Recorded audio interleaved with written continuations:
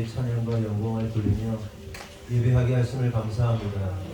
하나님, 우리가 매주 고백하지만 하나님께서 우리를 수많은 사람들 가운데 택하여 불러주시고 주님의 제자로 군사로 신부로 이 마지막 시대 가운데 하나님의 일을 이루어가는 자들로 불러주셔서 감사합니다. 정말 마지막 때이고 신앙을 지키고 믿음을 지키고 살아가는 것이 너무나도 어려운 시대 가운데 놓여져 있습니다. 그러나 그럼에도 불구하고 오늘도 믿음으로 분투하고 믿음으로 싸우며 세상과 그렇게 전쟁하며 살아가는 우리 성도들 하나님 그런 은혜 주셔서 감사합니다. 아멘. 우리가 날마다 생명을 다하여 최선을 다하여 우리의 전부를 주님 앞에 드림으로 참된 믿음의 사람으로서 마지막 때 세상의 그 흐름 속에서 함몰되어지는 것이 아니라 분연히 일어서서 오늘도 복음의 능력을 믿고 살아가는 죽으면 죽으리라 그렇게 고백하며 살아갈 수 있는 우리 될 수 있도록 주님 축복하여 주시옵소서. 하나님은 우리의 삶 가운데 하나님이 원치 않으시고 기뻐하지 않으시는 삶을 선택하고 또한 살았다면 이 시간 용서하시기를 간절히 소망합니다. 예수 그리스도 보혈의 피로 덮어주시고 죄를 미워하고 하나님이 기뻐하시는 것을 기뻐할 수 있는 참된 거룩한 그리스도의 신부들 될 수 있도록 축복하여 주시옵소서. 이 시간 하나님 우리가 찬양하고자 합니다.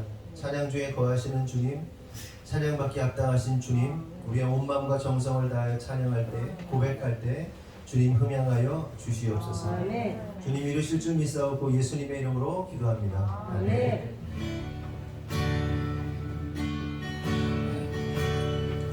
내가 지금까지 지내온 것을 주의 은혜라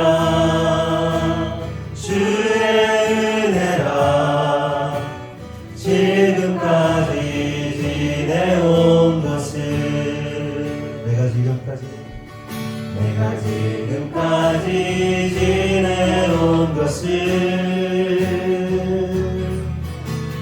주의 은혜라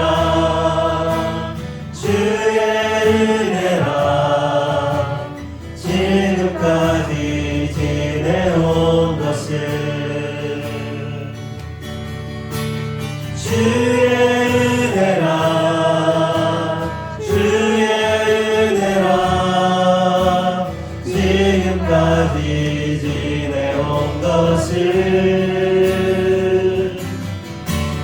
주의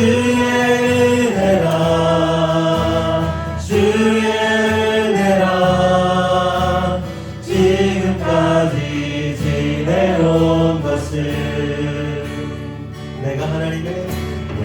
하나님의 자녀된 것을 주의 은혜라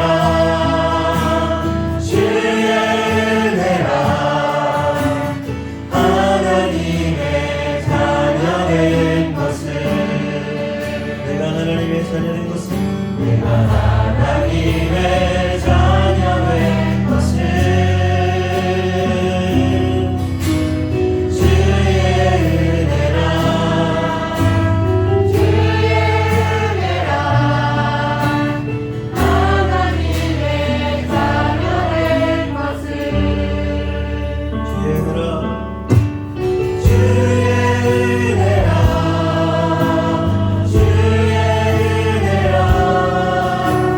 하나님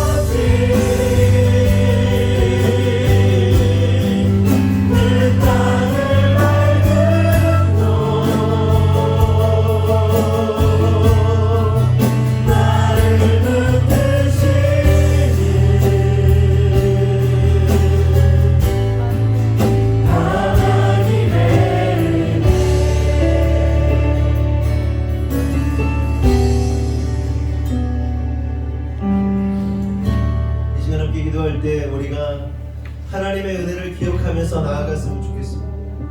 주님께서 우리를 구원하시고 살리시고 영원한 생명을 주셨고, 또한 오늘 이 자리에 우리를 서 있게 하시고 예배하는 자로, 하나님을 섬기는 자로, 세상과 짝하여 살지 아니하고 거룩함으로 살아갈 수 있는 그 모든 것이 얼마나 큰 은혜인가 기억하면서, 하나님은 우리의 입술 가운데 원망과 불평과 다른 사람들을 향한 온전하지 못한 말들, 하나님 이 시간 위기에 나오니 정결케 하시고 우리의 입술을 통하여 온전한 기쁨만이, 온전한 감사만이 나오기 원한다고 다같이 주여 한번 하고 기도하겠습니다. 주여!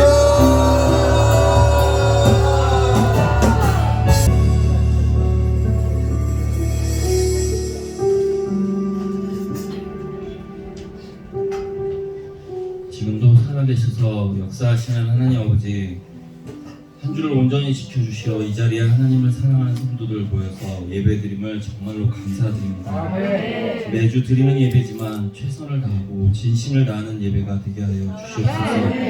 그저 말로만 형식적으로만 드리는 예배가 아니라 하나님 아버지를 향하여 전심으로 마음을 드리는 예배가 되게 하여 주시옵소서. 예수님께서 십자가에서 죽기까지 순종하셨던 것처럼 저희들도 그 삶 본받아 죽기까지 순종하는 자들 되게 하여 주시옵소서. 하나님 아버지, 하늘꿈교회와 하늘꿈교회 성도들에게 넘치도록 은혜를 부어주셔서 감사드립니다. 그러나 저희들 그 은혜에 너무나 무뎌진 삶을 살고 있음을 고백하며 회개합니다. 분에 넘치게 부어주시는 재정들을 나의 욕망과 나의 쓸 것에만 사용하지는 않고 있는지 돌아보게 됩니다.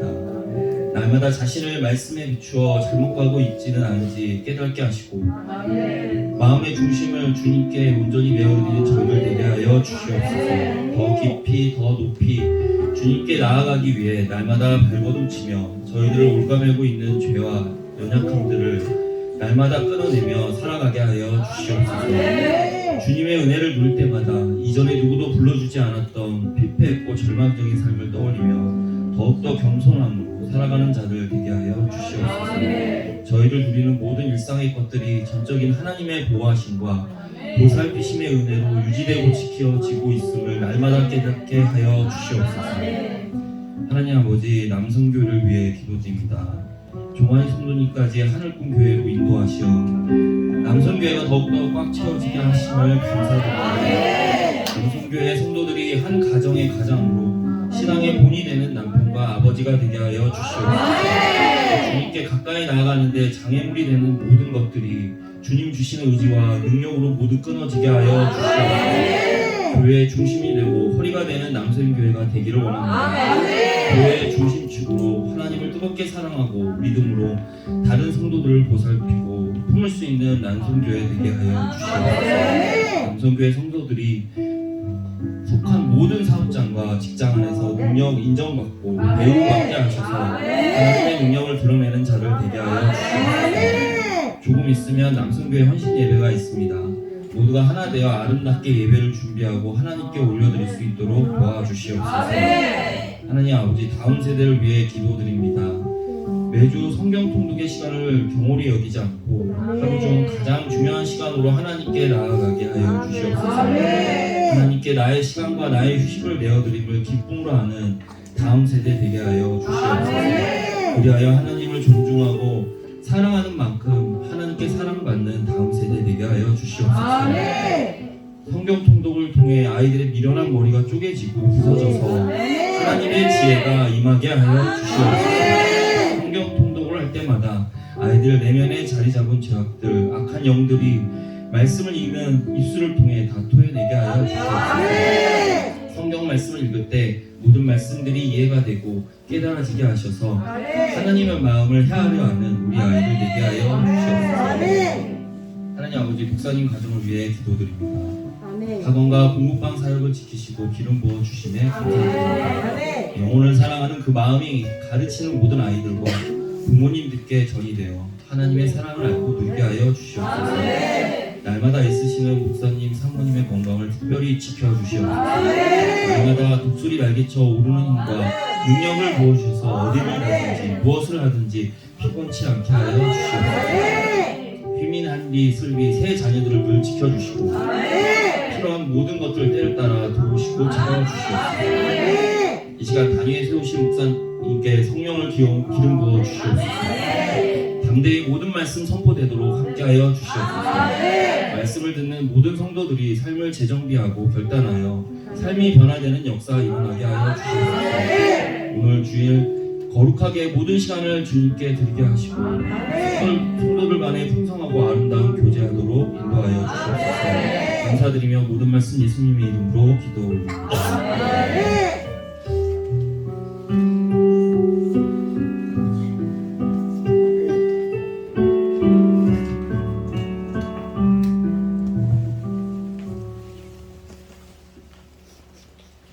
교동문은 75번 마태복음 6장입니다. 그러므로 내가 너에게 이르노니 목숨을 위하여 무엇을 먹을까 무엇을 마실까 몸을 위하여 무엇을 입을까 염려하지 말라. 목숨이 음식보다 중하지 아니하며 몸이 의복보다 중하지 아니하냐. 공중의 새를 보라 심지도 않고 거두지도 않고 창고에 모아들이지도 아니하되 너희는 아버지께서 기르시나니 너희는 이것들보다 귀하지 아니하냐. 너희 중에 누가 염려함으로 그 키를 한 자라도 더할 수 있겠느냐. 또 너희가 어찌 의복을 위하여 염려하느냐. 들의 백합화가 어떻게 자라는가 생각하여 보라. 소도 아니하고 비싸도 아니하니라. 그러므로 염려하여 이르기를 무엇을 먹을까 무엇을 마실까 무엇을 입을까 하지 말라. 이는 다 이방인들이 구하는 것이라. 너희 하늘 아버지께서 이 모든 것이 너희에게 있어야 할 줄 아시느니라. 그런즉 너희는 먼저 그의 나라와 그의 의를 구하라. 그리하면 이 모든 것을 너희에게 더하시리라. 아멘.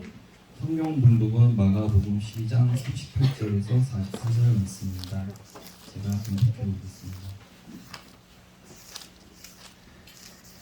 예수께서 가르칠 때 이르시되 긴 옷을 입고 다니는 것과 시장에서 문안받는 것과 회당의 높은 자리와 잔치의 윗자리를 원하는 서기관들을 삼가라. 그들은 과부의 가산을 삼키며 외식으로 길게 기도하는 자니 그 받는 판결이 더욱 중하리라 하시니라. 예수께서 헌금함을 대하여 앉으사 우리가 어떻게 헌금함에 돈 넣는가를 보실세. 여러 부자는 많이 넣는데 한 가난한 과부는 와서 두 렙돈 곧 한 고드란트를 넣는지라. 예수께서 제자들을 불러다가 이르시되 내가 진실로 너희에게 이르노니 이 가난한 과부는 헌금함에 넣는 모든 사람보다 많이 넣었도다. 그들은 다 그 풍족한 중에서 넣었거니와 이 과부는 그 가난한 중에서 자기의 모든 소유 곧 생활비 전부를 넣었는가 하시니라. 아멘. 목사님께서 서기관과 과부라는 제목으로 말씀 전해주시겠습니다. 옆에 분하고 인사합시다. 사랑합니다. 축복합니다. 축복합니다. 오늘은 서기관과 과부라는 제목으로 말씀 나누겠습니다. 지난주 우리는 예수님께서 가장 큰 계명이 무엇인지에 대하여 묻는 서기관들의 모습을 살펴봤습니다. 그런데 여기서 우리가 한 가지 생각해 볼 사실이 있는데, 그것은 서기관이라는 사람들이 유대 사회 속에서 어떠한 위치에, 사회적 위치에 있었는가를 좀 살펴볼 필요가 있습니다. 지난주에 말씀드린 것처럼 서기관들은 율법을 가르치는 사람들이고 율법을 연구하는 교수들이었습니다. 또한 그들은 매우 큰 권력을 가진 자들이었습니다. 여러분 고대 사회는 아시다시피 문맹률이 높죠. 그러니까 글을 읽을 수 있는 사람이 많지 않습니다. 그리고 글을 연구하는 것 자체가 글을 모르면 글 연구도 못하고, 그러니까 글자를 아는 것 자체가 굉장한 힘을 가지고 있고 권력을 가지고 있는 것이라고 보시면 됩니다. 이 조선시대 이제 사대부들이 한자를 알고 있었잖아요. 일반 평민들은 한자를 몰랐기 때문에 그 한자 자체가 이 사대주의, 그러니까 중국을 섬기고 그래서 중국으로부터 영향을 받고 한자를 아는 것 자체가 권력이었기 때문에 일반인들에게는 한자를 잘 안 가르치려고 했던 것을 우리가 잘 알고 있습니다. 그렇게 그들은 권력을 가진 자들이었고 또한 나라에서 녹을 먹는 관리들이었습니다. 이게 무슨 말인지 설명을 드리면, 이스라엘이 망하잖아요. 남유다가 망하고 북이스라엘이 망하고 이렇게 망한 다음에 바벨 포로기를 겪게 됩니다. 바벨론에서 포로를 겪으면서 그들이 뼛속 깊이 그 마음 가운데 새겼던 게 뭐냐면, 우리가 말씀을 알아야 된다, 하나님 말씀을 회복해야 된다, 그런 이제 운동이 일어나게 되면서 생긴 이 파가 바리새파 사람들입니다. 말씀 회복 운동, 말씀을 말씀대로 지켜내면서 살자라고 아주 이 강력한 무브먼트죠. 운동을 일으킨 사람들이 바리새파 사람들입니다. 우리는 바리새파 그러면 굉장히 나쁘게 보지만 오늘날 바리새인이 여기 딱 앉아 있으면요, 그 사람은 진짜 성전하고 추앙받을 만큼 대단한 신앙을 가진 사람이라고 할 수 있어요. 우리가 생각하는 사람처럼 바리새파 사람들이 나쁜 사람들이 아니에요. 예수를 안 믿는 게 나쁜 거지. 그들의 삶, 그들의 어떠한 그 아주 말씀을 지키고자 하는 열정 자체는 잘된 게 아니에요. 무슨 얘기인지 아시겠죠? 왜 뭐가 이상해? 이쪽에 스피커 안 나요? 네, 안 켰어요? 네, 그래요. 네. 인상은 잘 키자. 우리도. 그래요. 어디까지 했냐? 그런데 굉장히 이 사람들 훌륭한 사람들이에요. 굉장히 아주 탁월한 사람들입니다. 그런데 이 바리새파 사람들이 바리새파 운동을 했고요. 그러면서 말씀을 회복하자는 운동을 하면서 필요한 게 뭐겠어요? 말씀을 회복하려면 말씀을 연구하는 사람, 말씀을 찾아내는 사람, 말씀을 가르치는 사람, 뭐 이런 사람이 나타나야 되잖아요. 그래서 그러한 이 말씀으로 돌아가고자 했던 사람들 가운데 뽑은 사람들이 바로 이제 서기관들입니다. 그래서 유대 사회 속에서 이 사람들을 아예 관리로 세워가지고 말씀을 필사하고 성경을 계속 필사하는 거죠. 그리고 연구해서 가르치는 일들을, 그러니까 나라에서 돈을 받고 그 일들을 직업적으로 하는 일들을 이제 하게 되는 겁니다. 우리나라는 없지만 뭐 독일 같은 데는 종교인들이 국가에서 관리를 하고 국가에서 월급을 주고 그런다고 하잖아요. 뭐 그렇게 보시면 되겠습니다. 그런데 오늘 본문에 등장하는 서기관들이 그런 사람들인데, 이 서기관들이 아까도 말씀드렸다시피 대부분이 어디 소속이냐면 바리새파에 속한 사람들입니다. 그러니까 바리새인들 가운데 서기관들이 된 거예요. 그러니까 원래 운동 자체가, 말씀의 회복 운동 자체가 바리새파에서 탄생했으니까 서기관들이 바리새파인 경우가 많겠죠. 또한 이제 제사장 가문에서도 서기관이 되는 사람들이 있었다고 합니다. 그러니까 어떻게 설명해야 될까요? 뭐 바리새파, 우리에서는 좀 보기 어렵지만 어쨌든 종교적으로 보면 로얄 패밀리인 거죠. 그러니까 그 유대 사회를 장악하고 있는 제사장 그룹과 바리새파 그룹 안에서 나온 사람들이 서기관들이라고 할 수 있습니다.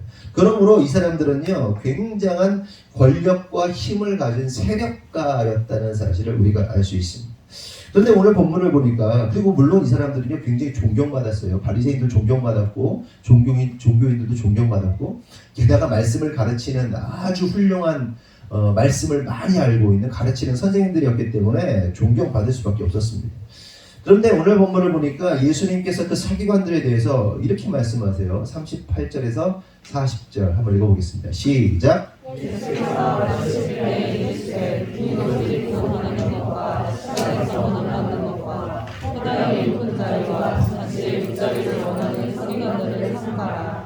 그들은 바로의 가산을 삼키며 예수 주님께 기도하는 자니 그의 받는 판결이 더욱 중하리라 하시니라. 예수님께서 서기관들을 삼가라고 합니다. 삼가라는 것은 조심하라 혹은 피하라 이런 의미를 가지고 있습니다. 그러면서 예수님께서 왜 조심해야 되는지에 대해서 몇 가지 말씀하시는데, 첫째, 그들은 긴 옷을 입고 다닌다라고 말합니다. 이 긴 옷을 입고 다닌다는 것은 서기관들이나 제사장들이 옷을 이렇게 길게 늘어뜨려 가지고 거룩하게 보이려고 이렇게 이제 이게 과장된 옷이죠. 과장된 옷으로 뭔가 일반인들과 다른 모습으로 막 화려한 장식과 옷술과 막, 원래 제사장의 복식이기도 한데 예수님 당시에도 이렇게 옷술을 길게 늘어뜨려 가지고 뭐 이렇게 좀 구분을 줬다는 건데, 오늘날로 뭐 그런 거 있을까요? 오늘날에 요즘에는 옷을 심플하게 입지만 뭐 옛날에 뭐 비유는 적절하지 않지만 70년대 막 이런 나팔 바지 막 이렇게 늘려가지고 우리 학교 아니면 힙합 바지 막 이렇게 막 질질 끌고 다니고 청소하고 막 그러고 다녔잖아요. 조금 양상은 다르지만 이 종교인들이 서기관들이 막 늘어지게 막 이렇게 막 입고 다녔던 거예요. 두 번째로 예수님은 이들은 시장에 가서 사람들에게 인사를 받는다는 거예요. 이렇게 이제 거들먹이라는 표현은 모르겠지만 이렇게 거들면서 사람들한테 이렇게 인사를 받으면서 인사할까, 존경하니까 당연히 인사하겠죠. 존경받는 사람이니까, 선생들이니까 인사 받으러 다니는 일들을 했다는 것이고, 셋째로 이들은 높은 자리와 잔치의 윗자리에 앉는 것을 원했다고 합니다. 이게 뭐 사람들의 기본적인 욕구이기도 하잖아요. 그리고 예수님 당시에도 예수님 옆에 누가 있느냐 막 서열 싸움하면서 막 앉으려고 제자들이 그랬잖아요. 계속해서 높은 자리 상석에 앉으려고 했던 모습을 볼 수 있고요. 또한 오늘 말씀과도 제목과도 관련이 있지만 이들은 과부의 가산을 삼킨다 이렇게 표현합니다. 과부의 가산을 재산을 어떻게 한다? 강탈했다, 뺏어갔다, 훔쳤다 이렇게 표현합니다. 이 부분은 뒤에 따로 다루도록 하겠습니다. 다섯 번째, 이들은 외식, 곧 사람들에게 보이려고 기도도 길게 했다고 합니다. 기도 길게 하는 거 참 저는 대단하다고 생각해요.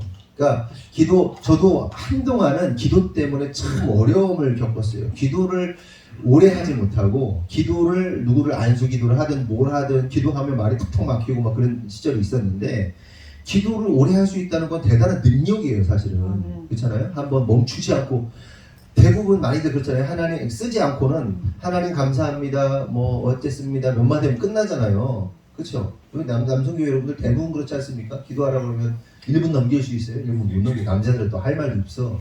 여자들은 생각나는 게 많아가지고 주저리주저리 할 수 있는데 남자들은 아주 심플해가지고 길게 못하는데 서기관들이 기도를 오래 길게 했다는 거예요. 사람들 보이게 야 대단한 능력자들 대단히 많이 아니까 대단히 많은 곳에 쏟아내는 거겠지요. 그리고 다섯 번째, 이들은 외식. 아까 얘기했군요. 외식하고 기도를 외식으로 이제 보이려고 기도 오래 했다 이거고요. 결국 이들이 예수님께서 이러한 이 서기관들의 모습을 통해서 예수님이 결국 뭐 하시겠다고 하시냐면 그 받는 판결이 더욱 중하리라 이렇게 말씀을 하십니다. 그러니까 너희들이 마지막 때에 심판을 받게 될 건데 이러한 일들로 인해서 아주 무거운 심판을 받게 될 것이다라고 예수님께서 말씀하시는 거예요. 여기서 우리는 당시 서기관들의 5가지 특징과 예수님께서 경계하시고 싫어하시는 5가지 특징을 발견할 수가 있어요. 방금까지 말한 것들이 5가지 서기관들의 모습이고 예수님은 이러한 서기관들의 모습을 경계하시고 싫어했다. 근데 중요한 사실은 오늘날에도 우리의 모습 속에서 이러한 서기관들의 모습과 같은 것들이 존재한다는 얘기를 제가 하려고 하는 겁니다. 결국 이 서기관들의 5가지 모습, 예수님께서 경계하시고 미워하시는 5가지 모습을 한 문장으로 표현하면 이겁니다.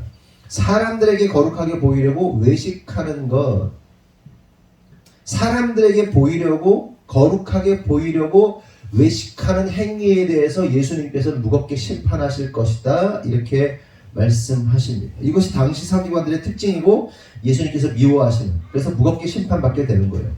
여러분 깨달아야 돼요. 저와 여러분이 실제로는 거룩하지 않으면서 다른 사람들에게 거룩한 것처럼 보이려는 행동을 만약에 의도적으로 하고 있다면 그것이 바로 서기관들이 보였던 외식이고 또한 하나님께서는 그 죄를 무겁게 다루신다는 사실을 잊어서는 안 됩니다. 그래서 우리 안에요 말씀에 근거하여 혹은 우리의 삶 가운데 가식적으로 뭔가 자꾸 특별히 거룩한 부분에 있어서 가식적으로 자기를 속이면서까지 다른 사람에게 거룩하게 보이려고 애쓰는 뭔가가 있다면 그거 벗어버려야 돼요. 회개해야 돼요.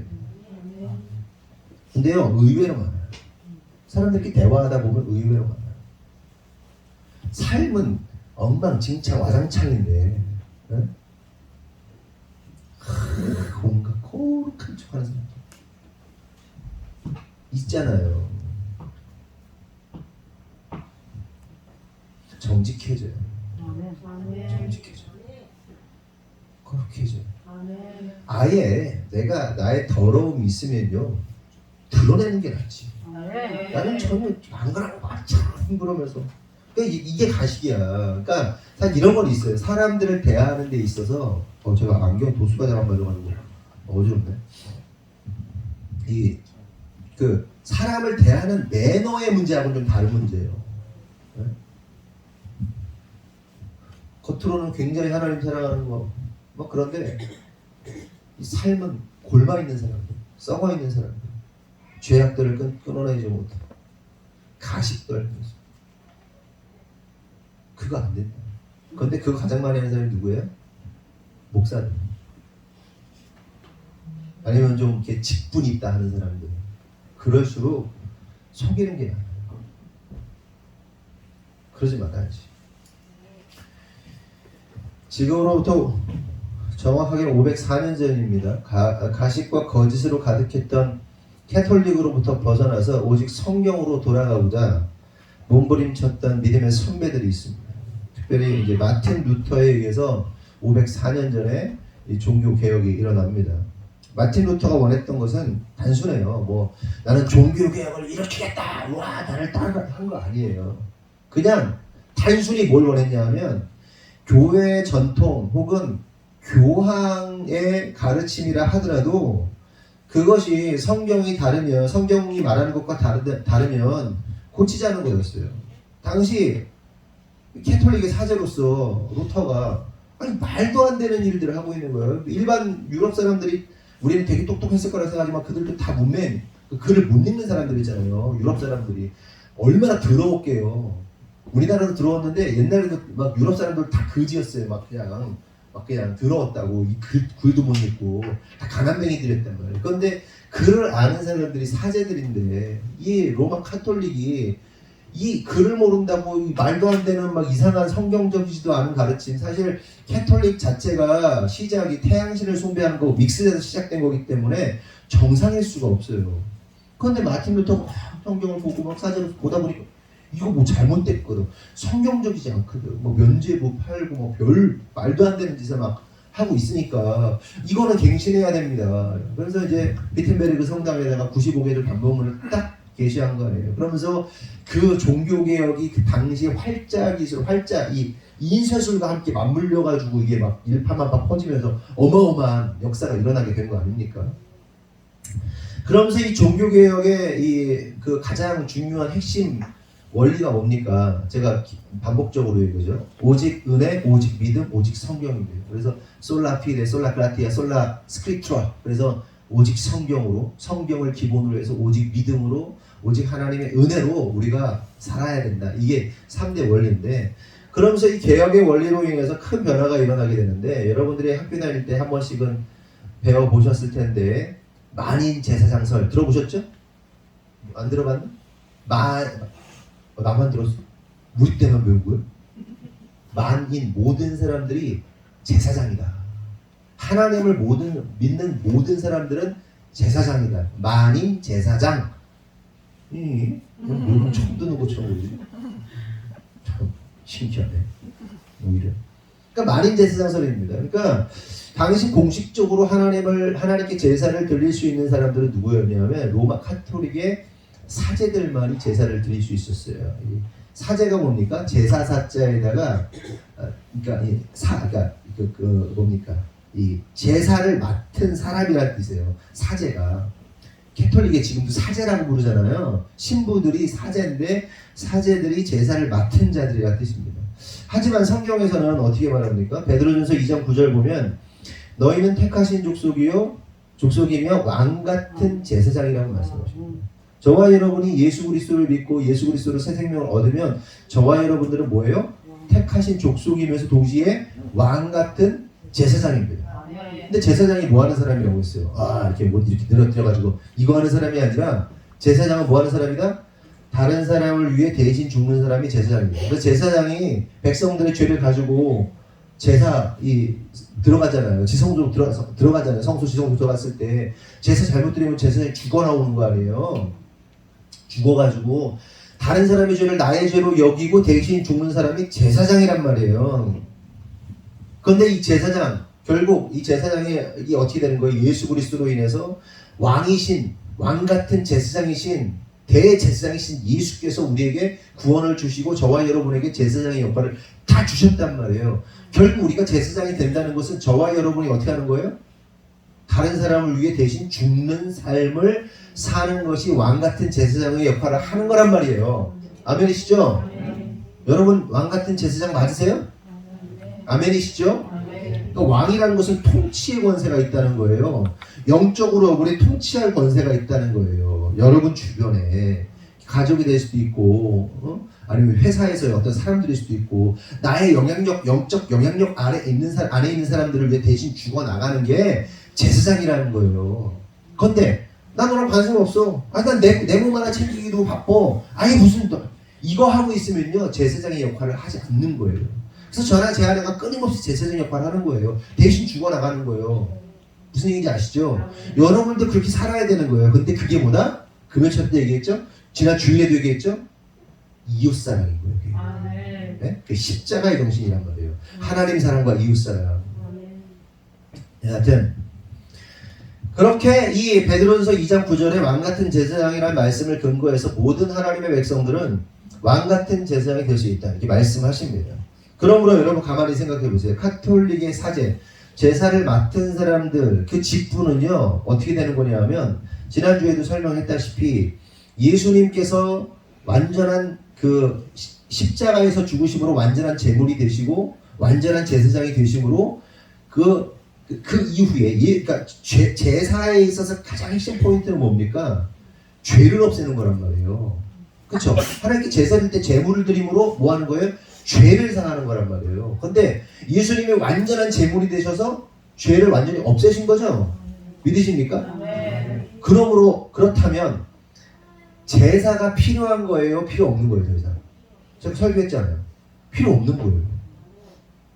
제사는 필요 없는 거예요. 이루신 거예요. 완성한 거예요. 그런데 계속해서 제사를 드리고 제사라는 행위를 드리고 있다는 것은 뭐예요? 성경을 거부하는 거고 예수를 거부하는 겁니다. 이해되셨죠? 우리는 예배를 하는 거지 제사를 하는 게 아니에요.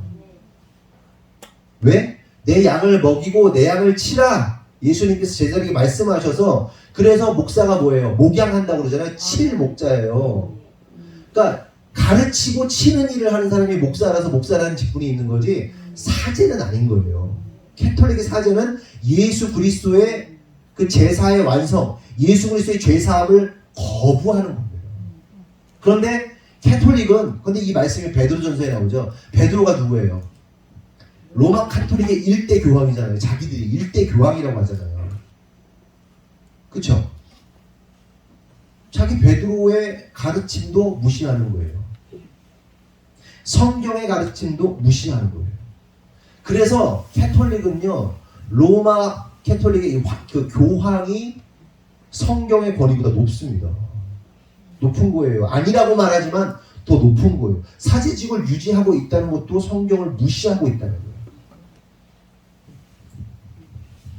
그렇다면 생각해보자는 거죠. 캐톨릭만 뭐 잘못이 많을까요? 캐톨릭을 왜 깎겠어요? 우리 개신교에도 문제 많다 이런 얘기를 하려고 하는 거예요. 우리 개신교도 천주교와 다른 게 있냐? 교회 안에도 천주교처럼 전혀 성경적이지도 않은 성경이 말하고 있지 않은 어떠한 전통들을 따르는 모습들이 있지 않냐는 겁니다. 여러분 한국 교회 안에 많은 문제들이 있어요. 그렇죠? 그런데 많은 문제들 속에서 계속해서 성도와 교회와 목사와 이 안에서 가장 큰 문제를 야기시키는 게 뭐냐면 성직주의입니다. 성직주의. 쉽게 말해서 목사와 성도 사이에 차이가 있다. 좀 더 쉽게 말하면 계급이 있다. 이런 구분. 계급이 있고 차이가 있다. 여러분 세상 사람들을 아니면 교회 처음 예수 믿는 사람들을 어떻게 생각합니까? 교회의 직급을 어떻게 생각합니까? 평신도에서 조금 승진하면 집사 되고 집사에서 승진하면 권사 되고 권사에서 승진되면 장로 되고 장소에서 승진되면 뭐 전도사도 되기도 하고 뭐 선교사가 되기도 하고 아니면 목사가 되기도 하고 뭐 이렇게 이걸 요 스텝으로 생각하잖아요. 물론 그렇죠. 이 과정을 겪죠. 성도들 가운데 직분으로서 잘 세워질 수 있는 사람, 헌신하고 봉사할 수 있는 사람을 집사로 세우고 그들 가운데 정말 성도들에게 좋은 영향력을 끼칠 수 있는 사람들을 권사로 세우고 그리고 그들 가운데 평신도 지도자로서 장로를 세우고 뭐 이런 일들이 있단 말이에요. 이거는 맞아요. 하지만 그렇다고 해서 이것이 계급의 차이는 아닌 거예요. 무슨 얘기인지 아세요? 직분의 차이라는 겁니다. 직분의 차이. 계급의 차이가 아니에요. 역할의 차이입니다. 역할의 차이. 여러분 우리 교회입니다. 우리는 여러분 한 사람 한 사람이 다 교회죠. 믿으십니까? 근데 교회는 무엇으로 교회라고 표현할 수 있습니까? 어떠한 자들을 교회라고 합니까? 예수 그리스도의 핏값으로 산 자들을 교회라고 하고 교회 공동체라고 하는 겁니다. 그러므로 교회 공동체 안에 모든 사람은 예수의 핏값으로 사신 바 된 자들이기 때문에 다 핏값으로 똑같이 산 거예요. 그렇기 때문에 신분상의 높고 낮음이 있을 수가 있어요, 없어요? 없어요. 그러니까 이런 거 마찬가지예요. 여러분, 큰 죄가 있고 작은 죄가 있어요? 아니에요. 죄는 죄일 뿐이에요. 교회는 교회일 뿐이에요. 아멘이십니까? 높고 낮음이 있는 게 아니에요. 신분상의 차이가 있는 게 아니라 역할과 기능의 차이가 있을 뿐입니다. 그래서 에베소 4장 11절 12절을 보면 하나님의 사람들은 교회를 오중직임으로 부릅니다. 5가지 직임, 5가지 역할로 부르세요. 사도로, 선지자로, 복음 전하는 자로, 목사와 교사로 삼으셨다, 이렇게 말합니다. 다시, 사도, 선지자, 복음 전하는 자, 목사, 교사. 여러분, 그러면 이들 가운데, 이 5가지 직임 가운데 어떤 게 가장 좀 세상말로 간지나고 좀 멋있고 좀 하고 싶으십니까? 저는 이 오중직임에 들어서 처음 들었을 때, 야, 나는 사도나 선지자 이런 거 했으면 좋겠다. 막 사도적 부르심, 선지자적 부르심 막 이거 했으면 좋겠다. 막 그래서 기도를 한참 동안 했던 적이 있어요. 그렇죠? 부르심이었으면 좋겠다. 근데 왜 그 부르심을 갖고 싶었냐 하면 가장 간지나요. 그렇잖아요. 교사보다는 좀 낫잖아. 나는 이미 목사니까 목사는 뭐 그렇고 복음 전하는 자는 왠지 막 고생 겁나게 할 것 같고, 그렇죠? 막 가다 두들겨 맞을 것 같고, 사도들은 막 사도적 삶에서 하나님 권능으로 막 땅을 갈려주십시오. 막 선지자들은 막 하나님 말씀하셨습니다. 이거 뭐 있잖아. 막 모세 막 이런 거, 엘리야, 막 엘리사 막 끝장나잖아. 그러면서 우리가 이게 더 낫다? 교사는 조금 그렇다. 이렇게 생각하는 게 뭐예요? 이미 우리 속에 계급을 두고 있는 거예요. 레벨을 두고 있단 말이에요.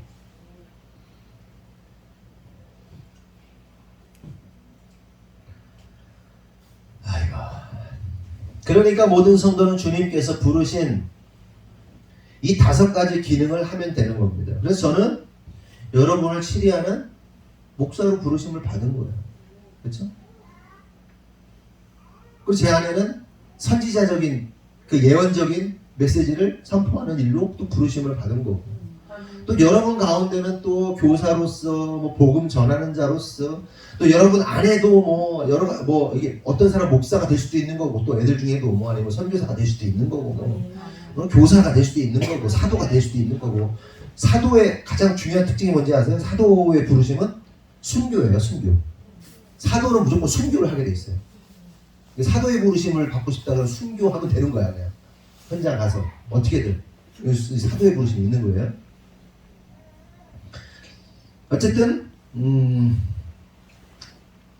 그런데 여기서 이제 엉뚱하게도 사람들 안에 이 부르심으로 인해서 교만하여지는 경우들이 발생을 하게 됩니다. 자기가 뭔가 특별하고 대단한 사람이라는 착각에 빠지는 경우들이 있어요. 아니 어디 감히 평신도가, 목사들이 그러는 거, 아니요 감히 평신도 계급이라고 생각하는 거죠. 평신도가 목사님 등대 왜? 또한 장로님들은 어디 집사 권사도 안 된 게 집사 이러고 앉았고, 네? 또 큰 교회, 아니 대형 교회 성도들은 작은 교회들 바라보자 어디 코딱지만한 개척교회. 그 제가 속이 너무 상해가지고 아직도 이게 안 풀렸는데, 우리 대흥동에 있을 때 그 앞에 있던 안수 집사님, 대흥 천하에서 최고 큰 교회 대형 교회 그 안수 집사님이 자네 막 저한테 자네가 그랬잖아요. 저 목사님이라고 부르면 안 되나? 나 목사인 거 알면서 자기 안수 집사님이나 계셔가지고 자기는 가장 큰 교회 안수 집사님이신데 어떻게 내가 당신한테 자네라고 불러주는 것만 해도 감사해야 되는 거죠, 제가. 말씀을 어디로 배운 거예요? 최소한 그냥 같은 신앙인들 안에서 집사님 집사님을 집사님이라고 부르고 권사님을 권사님이라고 장로님을 장로님 부르고 목사님 부르면 되는 거지. 굳이 자기가 잘났다고 너는 코딱지만한 지하교회 개척교회 그냥 쓰레기 같은 개척교회 목사니까 자네라고 꼭 불러. 몇 년을 나한테 자네라고 불렀어. 아 속상해. 회개할지어다. 어쨌든 뭐 그럴 수도 있는 건데 교만해지면 안 돼요, 여러분. 네? 교만해지면 안 돼요. 돌아가셨어요? 언제요? 오래됐을 걸. 한 2년 됐어요. 그 순간 할렐루야 할 뻔했네. 에이, 잘 가셨어요. 천국에서 만나서 한번 합시다. 돌아가셨구나. 그 말이 해야 되겠다. 아 이게 속상해가지고 볼 때마다 자네가 그때 제 나이가 거의 40 됐을 때 40 될 때까지 그랬으니까. 아이고 하여간 어디까지 했습니까? 교만한 거죠.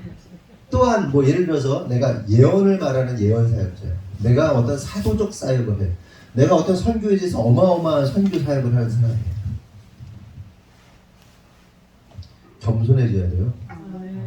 교만해지면 끝나는 거예요. 그게 성직주의예요. 네?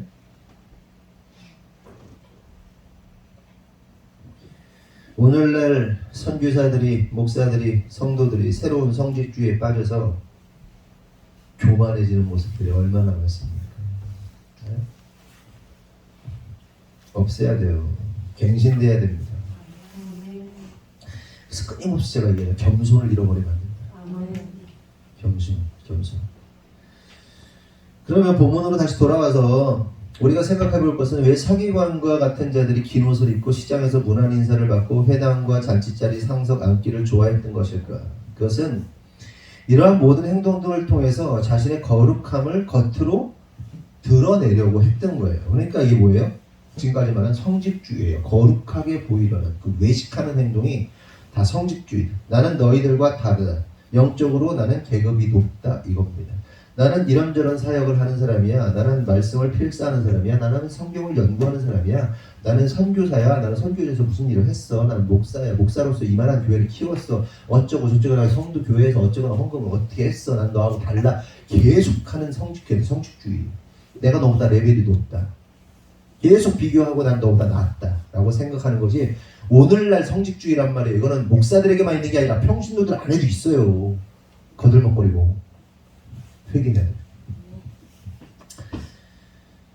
이게 바로 외식이다. 그렇게 서기관들은 하나님이 아닌 사람들에게 자신을 거룩하게 보이려고 외식을 합니다. 여러분 하나님 어떤 분이십니까? 우리의 뭐를 보시는 분이시죠? 우리의 중심을 보시는 분이시죠. 그러니까 하나님은 우리의 거룩함을 보이는 것으로 판단하지 않으시고 우리의 중심을 통하여 거룩함을 판단하시는 분이시다. 그렇다면 하나님이 우리의 중심을 보신다는 것은 무슨 말이겠어요? 그러니까 하나님이 딱 봐. 인성이 거룩하고 뭘 보는 거예요? 중심 뭘 본다는 거 중심에. 제 중심 보니까 별론데 인성이 너 아무도 없을 때 너 뭐 했어 너? 다 알아. 하나님 모르시겠어요? 아무도 없을 때 힘이 너 힘이 너 경석이 너 아무도 모르. 수남이 어딨어? 수남이 너 어디 갔어? 너? 응? 수남이 형입니다 저보다. 어디 있어 너? 여기서 깨끗한 거룩한 사람이 하나라도 있어요 없어요? 다 쓰레기장, 온갖 쓰레기장. 지금 아주 그냥 뭐 예쁘게 입고 다 거룩한 척하고 있지만 온갖 쓰레기장. 여기 생각 온갖 쓰레기장, 온갖 음란, 온갖 막 시기, 온갖 오해, 온갖 막 상상 막 이 쓰레기 더미들 막 이 쓰레기장. 아유 개쓰레기들 진짜. 아유, 저도 개쓰레기예요. 에? 근데 하나님이 거룩하시대. 거룩하다고 하신대. 중심을 보고 거룩하대. 무슨 얘기예요? 너 말고 네 안에 있는 성령님. 아멘. 우리 안에 있는 성령이 보고 거룩하다고 하시는 거예요. 아멘. 성령님이 계시지 않으면 거룩하지 않다는 겁니다. 우리 인간이 어떻게 거룩합니까? 그런데 당시 서기관들은 거룩하게 보이려고 했어요. 그게 뭐예요? 거룩함이 없었다는 얘기죠. 왜 뭐가 없었다는 거예요? 하나님의 영이 없었다는 거예요. 이 안에 종교의 영만 있었다는 거예요. 그래서 거룩하지 않은 거예요. 그래서 거룩하게 보이려고 무지 애를 쓴 겁니다. 오늘은 마찬가지죠.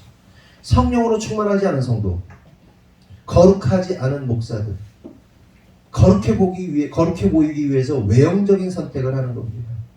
외식을 한다면 거룩해 보이려고 오늘도 백구두에 백양복을 다 입으시고 이 가운을 다 입으시고 이러시는 분들 있잖아요. 이거 자체가 잘못했다는 얘기 아니에요. 거룩하게 보이려고 그 퍼포먼스 하고 있는 자들 말하는 거예요. 아니 그냥 뭐 흰 양복 입을 수도 있고 빨간 양복 입을 수도 있고 파란 양복 입을 수도 있고 저처럼 입을 수도 있고 대충 입을 수도 있고 그런데 물론 예의는 지켜야겠지만 저는 별로 예의가 없는 사람이라 여름만 되면 저는 죽거든요. 이거 넥타이 매는 거 진짜 큰 도전입니다. 지금 아직 땀이 덜 나서 그런데 조금 땀 나면 전 넥타이 입었을 것 같아요. 이거 안 하려고 오늘 왔다가도 그냥 딱 이제 다른 건데 맨 건데. 그래서 이런 양반들은 체육대회 날도 양복 딱 입고 오시잖아요. 구두에 양복 입고 100m 개주, 400m 개주를 끼시잖아요. 걷어 올리시고 자빠져가지고 양복 팍 찢어지고 막 2대8 머리 터져가지고 이러가지고 이런 양반들은요 목욕탕 대중 목욕탕 가도 목사하고 딱 합니다. 딱 들어 2대8 가르마하고 딱 여기 앉아있어요. 사우나탕에 사우나 하고 있어요. 거룩하게 보이고 2대8 가르마가 잘못됐다는 얘기가 아니에요. 거룩하게 보이려고. 말투도 대단하죠. 저는 설교 볼 때마다 지난번에 설교 들을 때마다 훌륭하신 목사님 목소리들이 왜 이렇게 좋아. 그러니까 나처럼 설교하는 사람은 별로 그닥 없더라고요. 그냥 이렇게 대충 하잖아요. 목소리가 얘기하듯이 하잖아. 근데 하나님께서 오늘 말씀 듣다 보면 눈물 나. 우와 진짜 나도 좀 해야 되나? 연기력이 좀 있어야 되나? 막 부러워 어쩔 때는. 아니, 원래 목소리가 그러면 뭐 괜찮아. 근데 거룩하게 보이려고 조작하는 사람들이 있어요. 근데 이제 그런 목소리를 탓하는 게 아니야. 잘 들으세요. 그 마음은 자기밖에 모르지. 하나님하고. 다른 사람들은 모르지.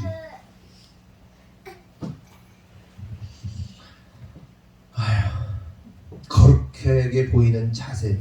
알성경. 어떻게 지냈어? 어머, 아이고, 기도합시다. 이거 자체가 잘못됐다는 게 아니야. 거룩하게 보이려고, 그 마음 깊은 곳에서 거룩하게 보이려는 그 무언가. 거룩하지 않을수록 성령 충만이 없을수록 외형적인 것에 어마어마하게 신경 쓸 수밖에 없어요. 제가 아는 분이고요. 제가 어떤 말은 못하는데 뭐 15주년 됐다고 그분이 뭐 문자가 막 와요. 그분은 막 딱 그거야. 딱 2대8 딱 그거 해가지고 막 이러신 분이야. 딱 목사야. 그래서 처음 개척했을 때인데 전 개척했을 때인지도 모르고 지금 그때 교회 막 도와주고 막 예배인도 해주고 뭐 노인잔치 한다고 그러면 막 같이 가서 막 해주고 도와주고 자꾸 연락이 와가지고 알고 봤더니 저보다 한 3년 정도 개척을 빨리 한 거더라고요. 15주년 됐다고 무슨 집회 한다고 연락 왔는데 그냥 그 모양 그대로예요. 되게 거룩을 막 거룩하려고 거룩으로 막 보이거든요. 근데 제가 옆에서 본 그분은 전혀 거룩하지 않아요. 이게 드러나요. 앞뒤가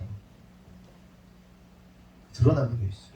거룩은 겉으로 물론 거룩한 사람에게서 보이는 어떠한 특징들이 있긴 하지만 겉으로 보이는 것으로 거룩하려고 하는 것은 반드시 뽀록나게 돼 있어요. 그럼 왜 거룩하게 보이려고 하는 거예요? 왜 외식하는 거예요?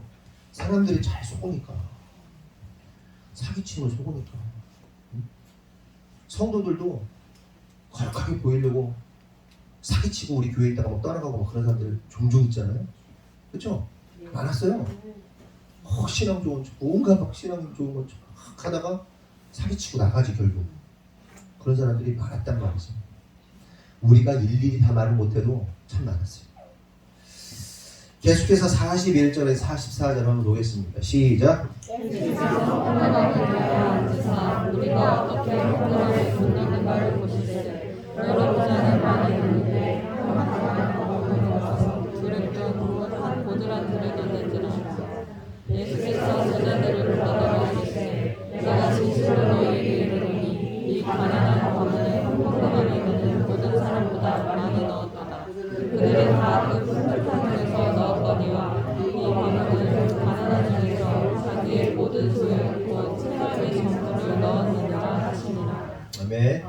그러니까 헌금함은 여기 이제 이 장소가 여인의 뜰입니다. 그러니까 여자들이 갈 수 있는 장소가 있었고 남자들이 갈 수 있는 장소가 있었고 제사에 들어갈 수 있는 장소가 있어 구분되어 있는데 이 과부가 있다는 여인의 뜰에 이제 헌금함이 이제 있었던 겁니다. 근데 이 헌금함에다가 헌금을 하시는 것을 예수님께서 그 헌금 앞에 이렇게 딱 앉아가지고 이렇게 보고 있는 거예요. 누가 헌금 얼마 하나 이거 보고 있는 거예요. 여기서 알 수 있는 사실이 뭐예요? 전에도 여러 차례 말씀드렸지만 예수님이 헌금에 대해서 관심이 있으세요? 없으세요? 관심 있어요. 관심 있다고. 집중해서 바라보세요. 주님은 이렇게 보세요. 헌금하는 거 이렇게 보고 있단 말이에요.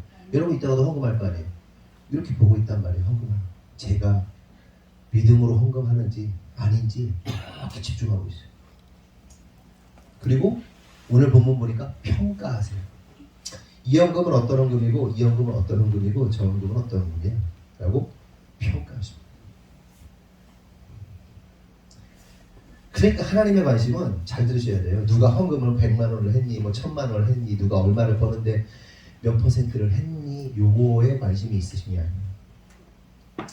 하나님의 관심은 누가 진짜 하나님 앞에서 전부를 드리고 있는가에 대해서 관심이 있으신 거예요. 핵심은 뭐다? 전부. 수요일에 사렙대 과부를 설교했습니다. 이 여인은요 자신의 아들과 먹고 죽으려고 했던 그 마지막 밀가루 한 움큼을 포기하고 엘리야에게 떡을 대접합니다. 이 밀가루 한 움큼은 이 과부와 어린 아들에게 전부였죠. 생명이었습니다. 이거 먹고 죽으려고 그랬습니까? 마지막 생명 아닙니까? 그런데 놀랍게도 하나님은 그 생명과도 같은 그 한 움큼, 밀가루 한 움큼, 약간의 기름, 그 전부를 요구하셨다는 사실을 깨달아야 돼요. 잔인하죠, 잔인해요.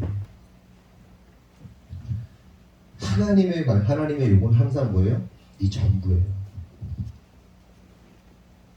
전부를 원하신다. 그리고 전부 드린 거예요. 본론으로 돌아오면 예수님께서는 사람들이 하나님께 드리는 헌금함을 예의주시하시고 부자는 많이 넣었고 과부는 두렙돈 곧 한 고들한테 넣었다고 말씀하십니다. 그렇다고 부자가 잘못한 거예요? 부자 자체가 잘못한 건 아니에요. 그러니까 예수님의 관심은 이 과부한테 있는 거예요. 전부를 드린 자한테 관심이 있는 거지. 부자가 돈을 부자 많이 넣었지만 부자가 잘못했다 이거를 말씀하고 싶은 핵심이 아니고 과부가 전부를 드린 것에 대해서 관심이 있어요. 핵심이 포인트가 그렇단 말이에요. 참고로 이 두렙돈 한 고들한테는 가난한 사람들의 하루 최저 생계비라고 합니다. 그런데 예수님께서 이 과부의 헌금을 보시고는 이 헌금한 그 모든 사람들보다 많이 했다 이렇게 말씀하십니다. 그 이유는 다른 사람은 풍족한 중에 넣었지만 이 과부는 가난한 중에 자기의 모든 소유 곧 생활비 전부를 넣었다고 하는 거예요. 그러니까 예수님께서 반응하신 포인트는 전부예요. 전부. 여러분 우리가 깨달아야 됩니다. 하나님이 저와 여러분에게 원하시는 것은 우리 인생의 전부이지 약간의 헌신, 약간의 봉사 따위가 아닌 거예요.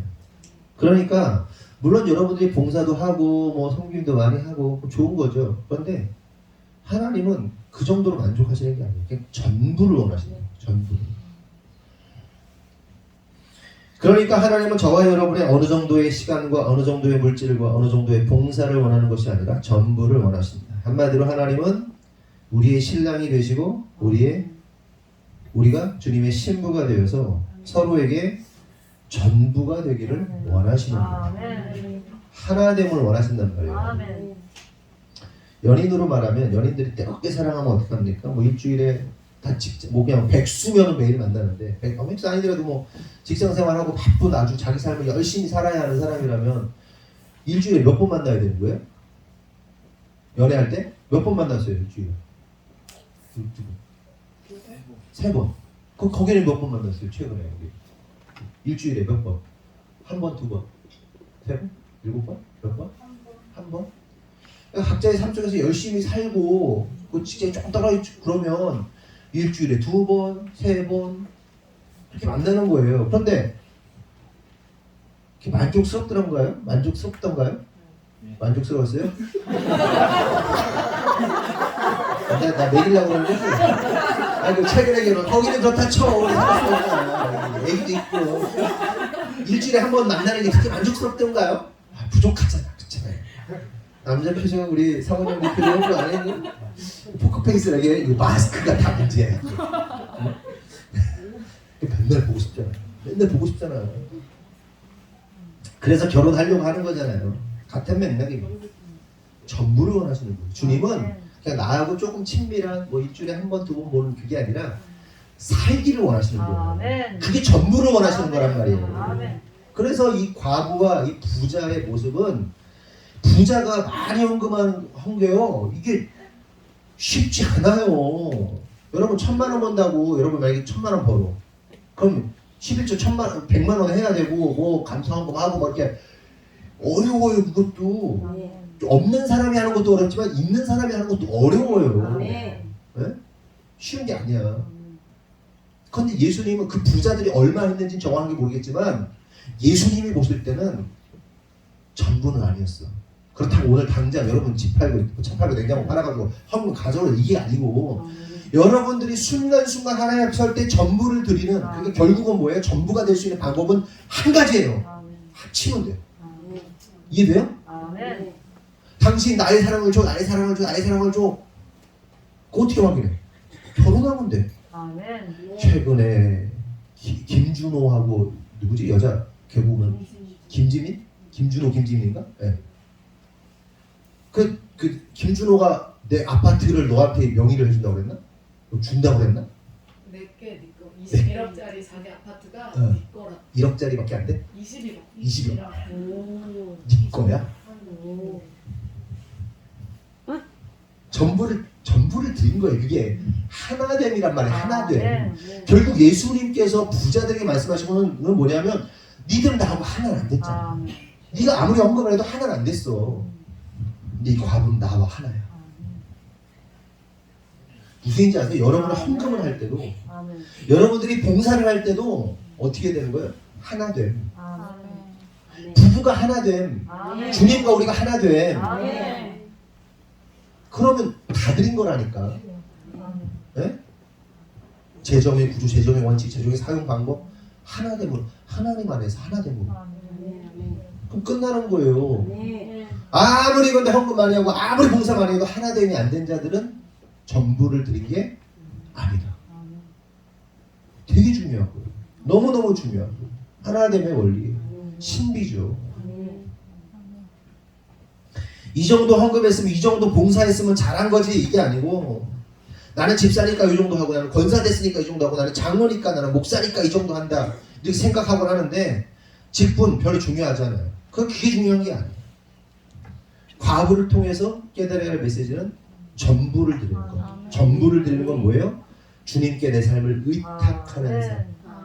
주님 내 힘으로 사는 것이 아니라 주님의 힘으로 살아가는 삶, 주님과 결혼한 삶, 주님께 주님의 신부가 되는 삶이라는 거예요. 아멘이십니까? 완전히 하나가 되잖아요. 그때부터는 얼마를 드려도 중요하지 않아. 네? 거리끼니 왜 주님께 내 거고 내게 주님 건데? 내 걸 다 줄 수도 있는 거고 1,000만 원 있으면 1,000만 원 줄 수도 있는 거고 50만 원 줄 수도 있고 상관없어. 자유해. 근데 뒤에 설명하겠지만 외식하느라고 많이 하거나 외식하느라고 사람 눈치 보면서 거룩하게 보이려고 어떠한 사람들 어떤 평가를 받으려고 하는 건 그때부터는 하나 되지 못한 사람들에게서 나타나는 특징이에요. 여러분 보세요. 한 가지 궁금한 거. 과부가 이렇게 생활 전문 얻었어요. 그럼 그 이후에 그녀의 삶은 어떻게 됐을까요? 30배, 60배, 100배로 축복받아가지고 부자 됐겠죠? 아멘? 아멘. 믿으세요 진짜? 아멘. 그런 얘기가 성경에는 나와야 안 나와요? 어쩌면 그럴 수도 있어요. 그러니까 헌금을 했는데 밥을 못 먹어가지고 힘이 들어가지고 일을 못 해가지고 누워있는데 비실비실대다가 영양실조 걸려서 죽을 수도 있어요. 진짜로. 여러분 헌금하고 나서 막 천열명 하고 나서 막 한 달 막 두 달 막 죽잖아요 막. 에? 안 그래? 헌금 막 하고 나면 뭐 죽을 듯이 막 그러잖아요. 힘들잖아요. 30배, 60배, 100배로 주시든가요? 주시는 경우도 있는데 아닌 경우도 많아. 그거는 금요철회 때 그 비밀은 얘기해줬고 제가 조금만 할 건데 뒤에. 하지만 정확하게 뭐 굶어 영양실조 걸려 죽었는지 아니면 30배, 60배, 100배로 그냥 대박 터졌는지 모르겠지만 분명한 사실은 사렙다가고 구약에 나온 수요일에 설교했던 사르밧과부 같은 거거든요. 사르밧과부 이 여인을 통해서 지금 오늘 헌금한 여인의 삶을 대충 짐작을 할 수 있어요. 어떻게 돼요? 하나님께 하나님의 선지자에게 대접하고 하나님께 한 거죠. 하니까 어떻게 돼요? 그 가문 가운데 어떻게 돼요? 밀가루와 기름통이 채워졌죠. 갑자기 막 금나와라 뚝딱 해가지고 막 엄청나게 쌓이게 막 한 게 아니라 먹고 죽지 않을 만큼 계속해서 채워지고 그 일용할 양식을 준 거예요. 근데 그 밀가루가 뭐라고 그랬어요? 하나님의 말씀, 기름 뭐예요? 성령의 기름 부으심. 결국 하나님 앞에 드린 자들을 하나님께서 어떻게 하는 거예요? 그 삶 가운데 하나님의 말씀으로 막 먹이 살고 사람이 뭐로 사는 거예요? 사르밧과부의 그 말씀의 핵심의 포인트가 뭐예요? 사람이 떡으로 사는 것이 아니라 말씀으로 사는 것을 가르쳐 주시는 거라고 말씀드렸죠. 네? 하나님께서 그 여인 이방 여인이란 말이에요. 이방 여인. 자국은 북이스라엘은 하나님 안 믿고 바알 숭배했어요. 아하방 때 엘리야가 하나님이 갑자기 가 이방 나라 가. 그 엣바알의 나라, 시돈의 나라, 바알 숭배의 나라. 거기 가가지고 과부 만나가지고 밥 먹이고 과부랑 같이 살아요 거기서. 이상한 상상하지 말라 그랬죠 거기서. 근데 그게 산다는 건 뭐냐면 과부에게 엘리야가 같이 눌러 앉아가지고 그 위에 산다는 게 뭘 의미하는 거예요. 하나님의 임재, 하나님의 동행하심, 신부 삼으심. 둘이 결혼했다는 게 아니라 이상한 상상하지 말고 하나님께서 함께 하심. 그리고 어떻게 되죠? 가뭄 끝나고 나서요 기름통에 부으시는 거 끝나요. 그러니까 하나님께서 먹이시고 입히시는 거예요. 공중에 나는 새들도 먹이시고 입히시는 것처럼 하나님께 했더니 어떻게 된 거예요? 하나님의 도우심, 말씀의 부으심, 기름의 부으심을 통해서 하나님의 그 역사하심을 경험했다는 거예요. 그럼 마지막으로 우리가 과부의 헌금을 통해서 이제 생각해볼 두 가지인데 말씀 다 이제 정리됐는데 첫째로 오늘 본문 40절을 보면 서기관들을 과부의 가사를 가로챈 자로 기록하고 있단 말이에요. 예수님께서 서기관들 삼가에 왜 과부의 재산을 가로채는 자들이야? 라고 말씀하고 있습니다. 그럼 여러분 진짜로 한번 생각해 보자고. 이 서기관들이 이 과부의 재산을 개인적으로나 아니면 어떤 방식을 써서 착복을 했을까요? 안 했을까요? 어떻게 생각하세요? 유진아는 어떻게 생각해요? 이렇게 생각하면 돼. 내가 서기관이야. 근데 목사님이 네 돈을 가로챘을까 안 챘을까? 네가 헌금할 때 딱 빼가지고 가로챌까 안 챌까? 나 믿냐? 네? 나는 나를 못 믿겠는데. 오늘 무슨 일이 있었는지 아세요? 이 설교 직전에 책상을 막 정리를 했어요. 5만원짜리 봉투가 5만원짜리 2개가 들어있는 봉투가 나왔어요. 우리 교회 헌금 봉투가 아니야. 일반 무슨 흰 봉투에다가 딱 올려놓은 거예요. 근데 헌금 계수는 우리 현인한 집사님이 하세요. 제가 같이 도와요. 때때로 둘이 같이 하거나. 헌금 들어온 거 한 번도 뭐 이렇게 떨어뜨리거나 뭐 이런 거 없죠. 정확해요. 굉장히 정확해요. 어쩔 때는 1,000원 부족하고 어쩔 때는 10,000원 부족하고 막 그렇거든요. 근데 계수라는 게요. 되게 신기하게 정확하게 해도요. 뭐 어떻게 1,000원이 없어지기도 하고 그래요. 근데 이거는 집사님이 실수할 일도 아닌데 거기 제 오른쪽에 딱 누가 혹시나 봉투에다 저 10만 원 준 분 있어요? 예림이 엄마. 아, 예림이 엄마구나. 어제 나 준 거야? 아니야 헌금. 헌금이죠. 아 그럼 써야 되는데 순간 무슨 생각 드는지 아세요? 나 주고 간 건가? 가져간 건가? 가져가도 되나? 얼마나 고민일게요? 너 나 믿니? 올려놨어요. 헌금에서 이따 하시면 돼요. 저 달라고. 이 서기관들이 돈을 과부의 가산을 뺏었을까 안 뺏었을까? 돈 훔쳤을까 안 훔쳤을까? 저는 안 훔쳤다고 봅니다. 이 사람들이요 이 사람들의 잘못은 당시 종교인들의 잘못은 예수를 믿지 않은 것이 잘못이지 율법적으로나 도덕적으로 흔적이 없는 사람들이에요. 그러면 왜 예수님은 착복했다 그랬을까? 가산을 뺏었다 했을까? 그 말은 서기관들이 직접적으로 가로챘다, 불법적으로 훔쳤다는 말이 아니라 과부들의 헌금을 무의미하게 만들었다는 걸 의미하는 겁니다. 종교의 영에 사로잡혀서 하나님께 드려져야 되는데 자기들의 종교를 유지하기 위한 수단으로 재정이 사용되었기 때문에 가산을 가로챘다는 의미로 사용한 것이 맞습니다. 그렇다면 두 번째로 궁금한 것은 이 과부는 없는 중에 전부를 왜 뭐 때문에 이렇게 드렸을까 하는 겁니다. 두 가지 가능성이 있죠. 첫째는 서기관들의 가르침, 그러니까 헌금을 많이 하면 복을 받는다는 서기관들의 가르침을 받고 이 과부들이 무리를 해서 헌금을 했을 가능성.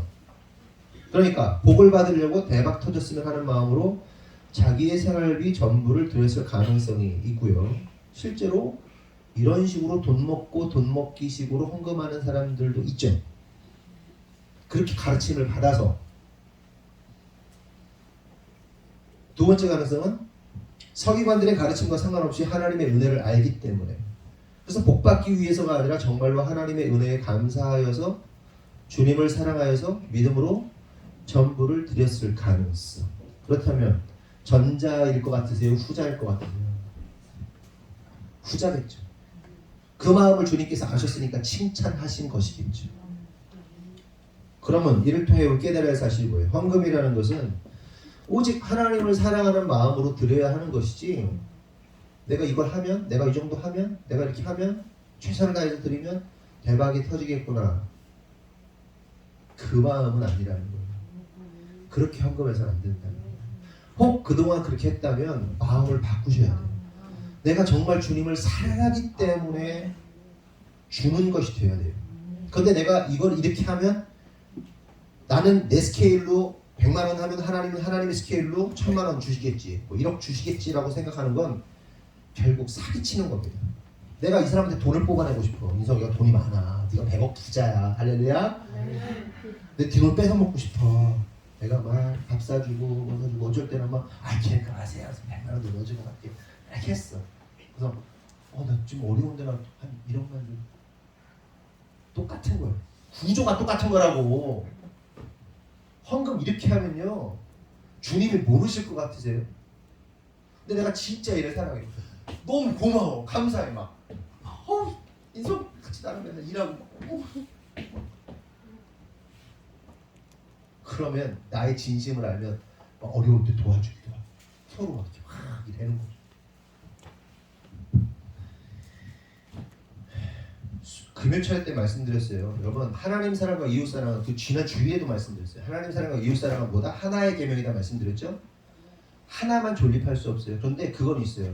여러분, 하나님을 사랑하면 하나님이 우리에게 뭘 주십니까? 금요철 때 정리가 된 거예요. 제 아내랑 얘기해서 여러분들이 선포된 거예요. 하나님 뭘 주세요? 우리에게 구원, 영생. 그리고 오늘 말씀의 근거로 보면 말씀의 기름, 말씀을 부어주시고 성령의 기름 부으심, 영적인 영역들까지 하나님 채우십니다. 먹이시고 입히십니다. 그래서 하나님만 잘 믿어도 부자는 아니어도 뭐가 된다? 먹고 살았는데 문제가 없어요. 재정적으로 꾸거나 막 어떻게 막 이렇게 하거나 막 이렇게 막 안 갚고 뭐 이게 아니고 정상적인 삶의 사이클이 돌아간단 말이에요. 하나님이 입히시고 먹이시니까. 근데 부자가 되는 건 좀 달라요. 부자는 어떻게 되는 겁니까? 이웃을 사랑할 때 부자가. 그러니까 보세요. 우리가 예수 이름을 믿는데 어떤 사람들 있잖아요. 예수 믿는데 이웃한테 진짜 대충 막 진짜 막 별로인 사람들이 있어. 그런 사람의 구원이 있을까요? 없을까요? 있어요. 이웃 사랑이 어떤 사람은 요만큼이고 어떤 이만이라잖아요. 근데 예수가 안에 있으면 내가 이만큼은 못 사랑해도 어쨌든 요만큼이라도 사랑하게 돼 있어요. 그 영이, 예? 무슨 얘기인지 알아요? 구원받은 자들은, 하나님의 영이 있는 자들은 내가 막 전폭적으로 보면 어떤 사람은 목숨을 내어주고 사랑하는데 어떤 사람은 내가 한 1,000원 정도 주면서 사랑하잖아요. 사랑이에요. 무슨 얘기인지 알죠? 사랑은 나와. 근데 진짜 하나님 사랑을 하면 하나님이 우리의 구원과 생명을 주시고 영생을 주시는데 이웃을 사랑하지 못하는 사람들 있잖아요. 이런 사람들 이웃을 억울하게 하고 이웃에게 해를 끼치고 예수 믿는데 그런 사람들 있잖아요. 얼마 전에 그 누굽니까? 그 애 죽인, 입양해가지고 애 죽인 그 여자 정인이 엄마 예수 믿는 사람이고 남편이 뭐 무슨 PD 어디 PD였어요? 기독교 방송 TV 됐잖아요. 예수 믿는 사람이니까 아닐까요? 그거 몰라요. 근데 저는 예수 믿는 사람이라고 봐요. 목사님 딸. 목사님 딸이고. 근데 몇 년 받았다고? 35년? 구원 받을까요? 못 받을까요? 장담할 수는 없지만 사람을 죽여도요 예수 믿는 사람은 구원을 받아요. 미안한 얘기지만. 근데 이웃을 미워했기 때문에 그 세상에서 어떻게 되는 거예요? 미워한 대가로 죄값을 치르는 거예요. 그럼 만약에 살인자들인데 예수 믿는 사람들 다 지옥 가야겠네? 만약 그게 아니라면? 무슨 이해되세요? 하나님과의 관계 속에서.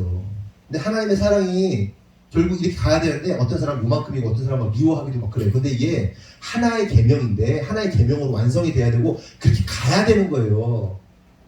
근데 재정의 영역에서 말하면 예수를 믿으면 하나님을 사랑하게 되고 이웃도 사랑하게 돼요.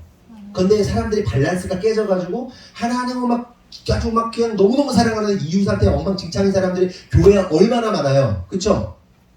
근데 그런 사람들의 특징이 뭐다? 겉으로는 겸손한 척 할지 모르겠지만 찌들어 있고 가난해요. 어려워요. 안 풀려. 이해되셨어요? 그러면 첫 때 이해한 거예요. 잠깐 얘기하려고 했는데 길어졌는데. 근데 보세요. 예수를 안 믿는데 이웃한테 잘하고 서로 정말 이 관계를 잘하는 사람들 보면요. 풍성하게 살아요. 뭐 대박 무슨 대기업 이건 아니더라도 풍성하게 넘치게 살아요. 구원은 없지. 그런데 하나님께서 이 땅에 보편적 은혜로 주신 이웃사랑을 통해서 잘 사는 사람들이 있다니까요. 이런 사람들이 사업을 하고 이런 사람들이 농사를 짓고 이런 사람은요. 도움이 계속 온단 말이에요. 잘 될 수밖에 없지.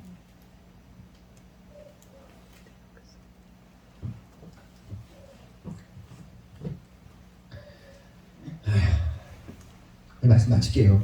여러분, 우리가 하나님께 드려져야 하는 것은 드리는 것은 우리의 전부가 드려져야 됩니다.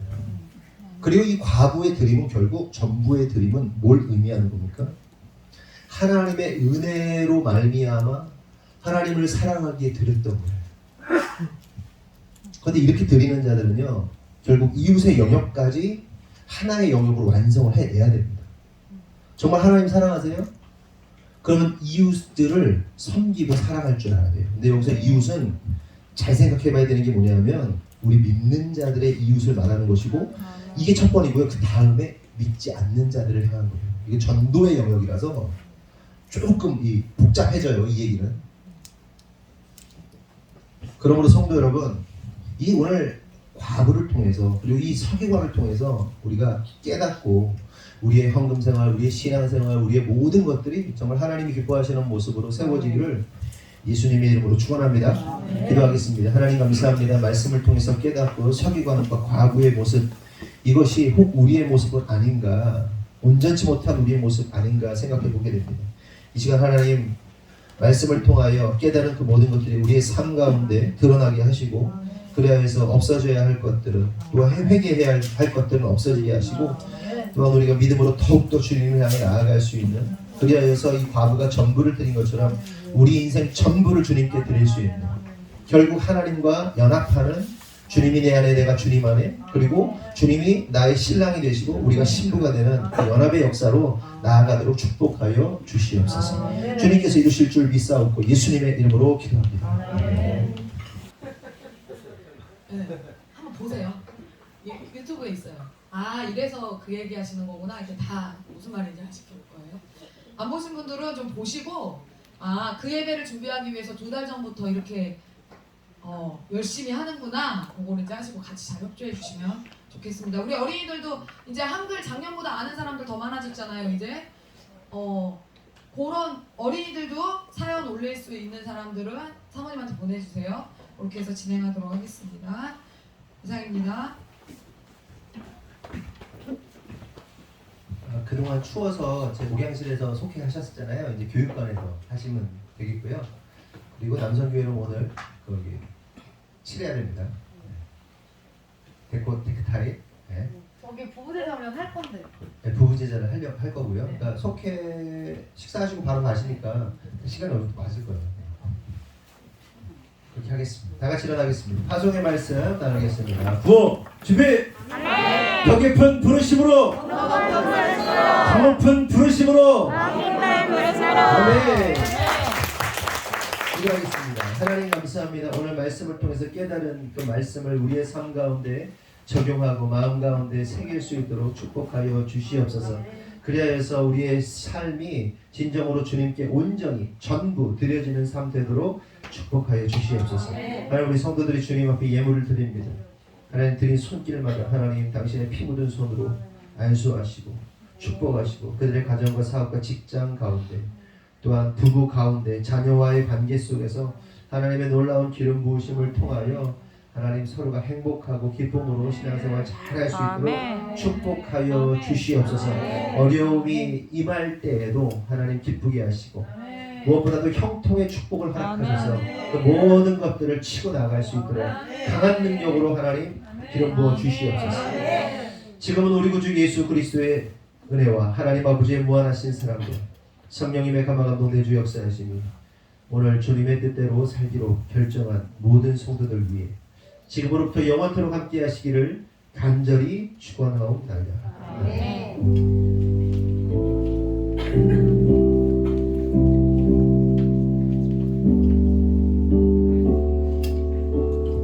하나님께 영광의 박수를 드립니다.